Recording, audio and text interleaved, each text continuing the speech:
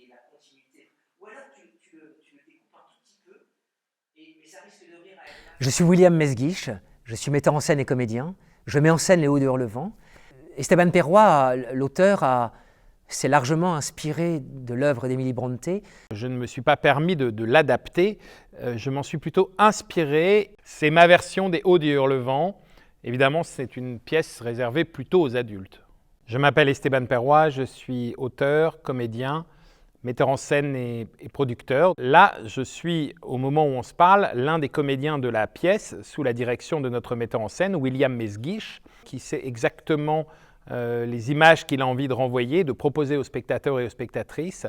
Donc, effectivement, c'est un travail d'orfèvrerie, l'art du théâtre. C'est un travail, en tout cas je l'estime comme tel, de précision, d'exigence. Il faut viser l'excellence, il faut dire les choses de la plus belle manière qui soit. Il faut faire tonner la langue française. Nous faisons, nous défaisons, nous refaisons, nous refaisons. C'est un labeur au sens noble du terme, labeur au sens d'un travail, labeur en latin.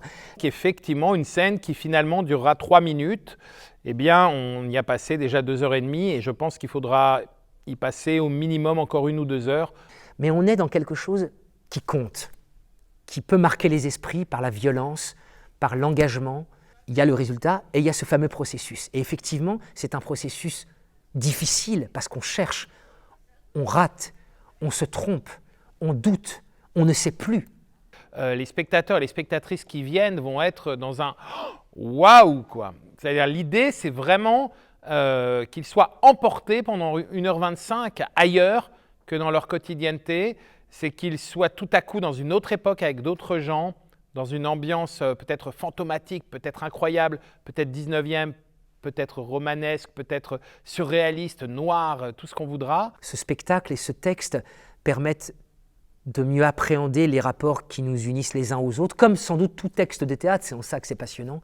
J'espère que c'est quelque chose qui peut toucher au cœur et à l'âme celui ou celle qui va écouter, voir. Comment tout à coup ça va pouvoir nous transformer et nous traverser? Comment on va sortir de cette salle et être légèrement différent parce que des choses nous auront atteintes, bouleversées, déplues, fait rire, fait pleurer. C'est pour ça que j'aime le théâtre. J'ai une histoire un petit peu sympathique avec L'Aile et Rose, puisqu'il y a 15 ans, et j'étais programmateur de la Tournelle à L'Aile et Rose, donc qui se trouve à 200 mètres d'ici. Et le fait d'y revenir, il y a quelque chose d'un peu affectif, d'un peu tendre même. La résidence, quoi qu'il arrive, permet d'avoir du temps, permet d'avoir un lieu sédentaire, une base à partir de laquelle on va pouvoir inventer. Là, on nous donne vraiment les clés d'être des comédiens et des comédiennes heureux.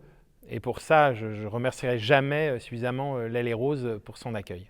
On était très heureux de venir chaque jour ici et ça a été un grand plaisir de pouvoir commencer le travail d'invention dans ces conditions-là, vraiment.